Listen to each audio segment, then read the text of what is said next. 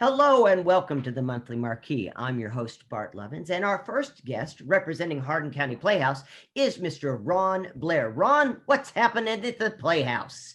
How are you, Bart? It's good to see you. I'm good. I'm at home in the Muppet Room, but I have the big red curtain behind me, so we're rocking and rolling. I have snacked in that room many times, and so looking at it right now makes me hungry. A little bit hungry. There's a bowl of shrimp right over here. I have no doubt. Yeah. No doubt there's a bevy of goods over there. And I have to say, I can't wait to start doing this show with you live again, because I don't like looking at myself this closely. My mustache looks like a caterpillar crawling off my face. Well, and what's one of the things that we got done during the pandemic that most people haven't seen is we renovated the set for Monthly Marquee. Yeah. So we haven't even gotten to, it's just gathering dust right now. So that's another thing I'm looking forward to with the live interviews. Oh, I can't wait. Yeah, it's thrilled. Very Siskel and Ebert. You'll love it. Oh, I really can't wait. I love Siskel and You Ebert. and I can play Statler and Waldorf. It'll be a blast. We do it anyway. That's us in real life anyway. You know what? In future shows, it should be you and I up in the Juliet at the PAC. And then during intermission or scene changes, it'll just pop up to us. What do you think of the show? It's terrible. Yeah. No, it'll be great. I already look like Sweetums. We're going to be in good shape.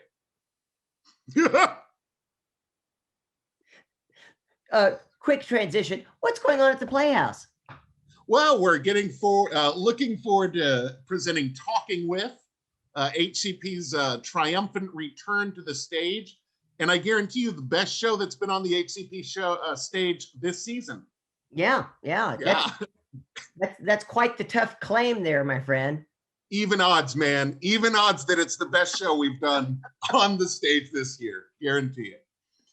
Now, I am sure that most of our viewers have no idea what Talking With is about. Yeah. Fill us in. Talking With is a show that is comprised of 11 monologues specifically for women. And you have, I don't want to say archetypes. These women are not archetypes. They're very real. They're presented as very real people of varying ages, races. It's a very diverse cast that looks at somewhat the totality of womanhood. And so they picked you to direct. Well, I went to them and said, hey, I love this show. I'd like to direct it. And they were like, yeah. Well, and that's one of the things that I find really interesting. You know, we never know. We're the sum of all of our experiences. Right. And we bring all of those experiences to bear in what we do as artists. Yeah. And this is a play that you saw back when you were in high school? I was a run crew when I was in college back in '96. And it really touched you and has stuck with you all of this time. Absolutely. I've been looking forward to the chance to helm a production of this show. And as far as, it's not that I can't relate to them as people, I certainly can. And even some of what they talk about, I can relate to. More than anything, through the rehearsal process, we've looked at the literature of these monologues, and I've assisted them in breaking down the literature, asking questions, recognizing metaphors. It's really been a deep process with that. In fact, one of the things that I did recently that helped the actresses out a lot was I mentioned that a lot of times when an actor plays a character, unless that character is inherently evil, we tend to lionize the characters and find all of the virtues of this character while forgiving whatever flaws there might be on the surface. And so for this, I said, let's look at these flaws and find out who they are through that. And it was actually discovering the flaws that we could back up in the monologues, that they were able to really climb into the characters very deeply and kind of offer a different reading than anything I've ever seen with it. Oh, good. Good. Yeah, I'm very proud of the way it's coming forward now. How are you dealing as a director with the COVID restrictions and so forth? That hasn't been a problem. We have one actress in there at a time. There's an understudy that sits far away from my stage manager, Jake Richardson, and then he sits far away from me. So it's enough space that the three of us who are there every night can just see every actress one by one whenever they come in. And of course, we're masked up, and we do sanitize the room afterwards quite heavily. And how is HCP handling the audience for this performance? ECTC has very strict guidelines for how they do it. So there will be a particular seating method. I'm not exactly sure what that method is, but it will restrict us to 50 people in groups, assuming that the group, they're all groups that come together. But I think we have around 45 seats per show otherwise. Understood. And for folks who don't know, HCP's home base right now is what they call the Science Auditorium there at ECTC's campus. Right. And you said there are 11 women?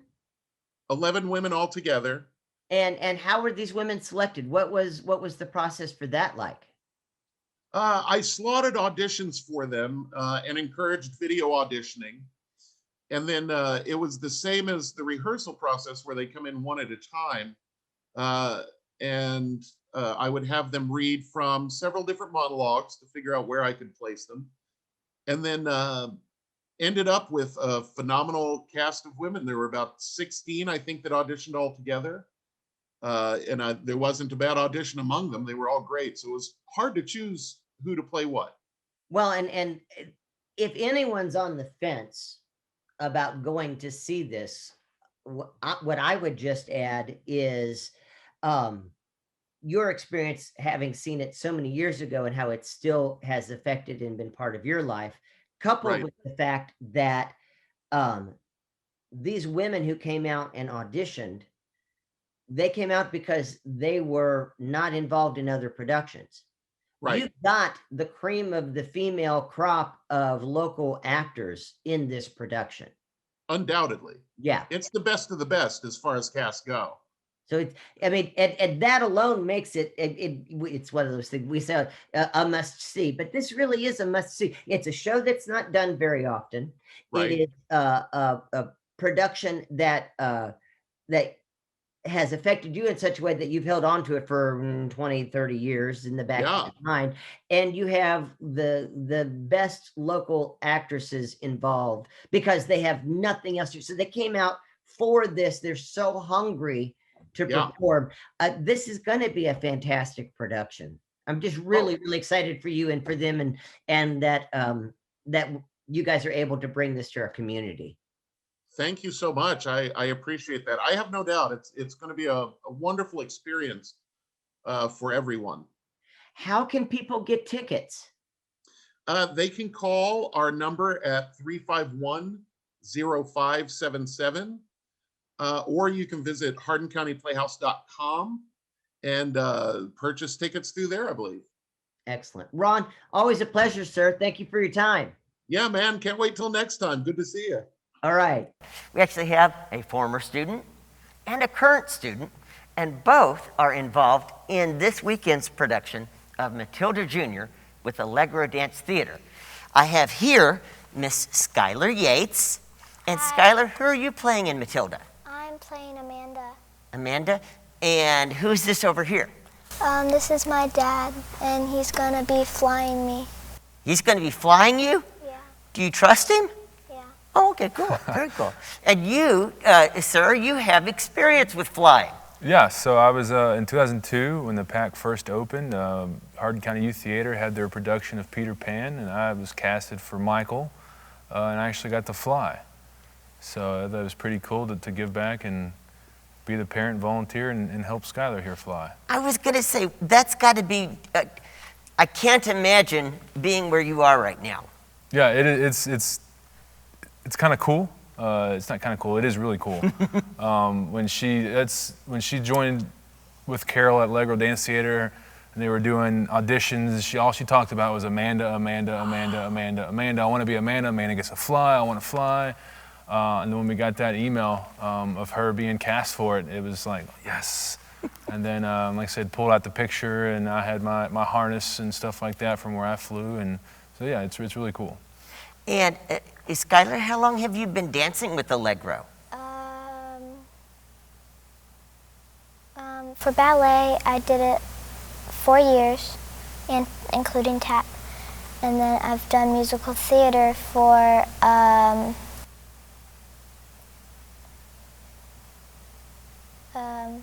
2 years. 2 years, yeah. And what do you like doing best? Musical theater. And why is that? Because we can speak instead of just like dance. Right, right. And do you like singing too? Yeah. Oh, cool, cool. And what grade are you in, Skylar? 4th, And where do you go to school? Fine Girls Elementary. Oh, that's just around the corner from where I grew up. I grew up in Runneyville. Yeah, very, very cool. And where did you go to school, sir? So I went to Vine Grove Elementary too, and then next in junior high I went to JTA, and then high school I went to North Hardin. Very cool. I graduated from North Hardin too. And what do you do these days, sir? So I am the aquatics director on Fort Knox through FMWR. So we got 3 pools out there: Anderson Aquatic Center, Gammon Pool, and then a Fort Knox Water Park. Wow. So. Now, so you swim? Do you swim a lot? Yeah, I swim. I also do triathlons, triathlete. So 2020 with COVID was kind of a washout, but I've already signed up for 3 races this year. So I'd say it's been as hard for you as it has been for her. Oh yeah, it's been a struggle, that's for sure, with NTI and the AB schedule, and it's been crazy. And were you involved in Frozen Junior? Yes. And that was crazy. How many times did you guys almost kind of sort of do Frozen Junior? Like 4 different times, I think. And once in a parking lot. Well, Skylar, what's next for you? What do you want to do next? I still want to do musical theater. Any shows in particular you're thinking about? I kind of want to do Frozen 2. Frozen 2, yeah, that would be a lot of fun. And now that you're back involved with things, sir, you think it has the bug bit? Are we going to be seeing more of you? I'm sure you'll probably see more of me a little bit, yeah.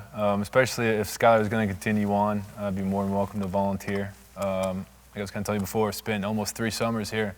Not only was I in Peter Pan, I was also the next year was in Hello Dolly, and then helped out with Guys and Dolls the next year with the Spotlights. So yeah, I told Sky this all the time, I spent a lot of time in this Performing Arts Center. Yeah, you were kind of pointing things out and giving her a little tour before we started filming. Up in the catwalks, down below, backstage, I've been everywhere. Well, and I can share with you guys, some of my fondest memories are doing theater with my dad when I was your age and in middle school, and my dad was a high school teacher, and he and I would get to do shows together. And there's, it's almost like pitching the baseball with your son kind of thing. It's really, really cool to have those shared experiences. What do you like about having your dad around for the show? It makes me less nervous. Oh, I bet, yeah. Yeah. Have you threatened him? Yes. Yes, you have threatened him, yes. What did you tell him about dropping you? Do not, or I will kill you. That's a good thing, yeah, that's a good one, yeah. Yeah, she wanted me to be on the one to catch her on the side, and I said, I think it'd be cool if I actually was the one that flew you across the stage. So I'll be the one to pulling on the ropes, the one to make her swing across stage, and stuff. So, what would you tell other kids about getting to do shows on stage? It's fun. It's fun. What's your favorite part about doing it? That I get to not only dance, but I get to have a part in the show where I can speak and have my own lines. You don't strike me as somebody who gets scared of anything. You ever get scared of being on stage? What do you do? What do you do when you get scared of something? I shake. You shake? How do you get over it? I kind of just calmed down. Were you scared of flying any? Yeah. How'd you get over that? Doing it. Just doing it? Yeah. I think that's why practice is so important. You wouldn't want to fly for the first time in front of an audience. No, you want to have a few hours under your wings. Yeah. I'm sure your dad feels the same way too. Yeah. Oh, yeah. Well, I want to thank you both so much for being here. Absolutely. It's just really a pleasure to get to work with you again and to work with you again, together again. Yep. Thank you so much. You're welcome. 'Cause you got to love it, yeah. So, time. 'Cause I'm moving on the groove. 'Cause you got to love it, yeah. So, time. 'Cause I'm moving on the groove. In March of 2020, the PAC hosted a Central Hardin High School performance of The Little Women. Little did we know back then that that would be the last performance on our stage that spring, or that to be or not to be truly was the question when a week later we canceled Kentucky Shakespeare's Hamlet. As I look back on a year of loss, disruption, and isolation, I reflect on how we've all changed or grown. I have been amazed and inspired by the resilience of the PAC staff, as well as that of our students, teachers, performers, and volunteers. But most of all, I'm thankful for our audiences and their willingness to continually adapt to the challenges that we've faced. Over the past 12 months, the PAC has remained committed to serving our community by seizing new opportunities, exploring innovative possibilities, and engaging more deeply with our performers, our patrons, and our partners. Even with the cancellations and limitations over the last year, the PAC still managed to serve 2,000 people in 21 states, Canada, the United Kingdom, and New Zealand. All things considered, that's, it's pretty phenomenal. But it's a far cry from the 27,000 served the year before and insignificant when compared to the number of those that we believe will be able to serve in the coming years. Now, perhaps it's connected to vaccines and spring, but I can't help but feel that optimism is definitely on the rise. So as we emerge from the pandemic, I am committed to contributing to the positive change. With an eye on the future, we are now reprioritizing programming and projects that emphasize the importance of connection, self-expression, empathy, inclusivity, and, of course, community. Over the next and subsequent seasons, the PAC will build upon our past successes and address our shortcomings as we strive to provide quality performing arts experiences that engage our artists, entertain our audiences, and educate our students in creative ways that we have only just begun to explore. Folks, that's going to wrap things up for this month's Monthly Marquee. I thank you for your time. I'm your host, Bart Levins, Director of the Hardin County Schools Performing Arts Center, and we will see you next month.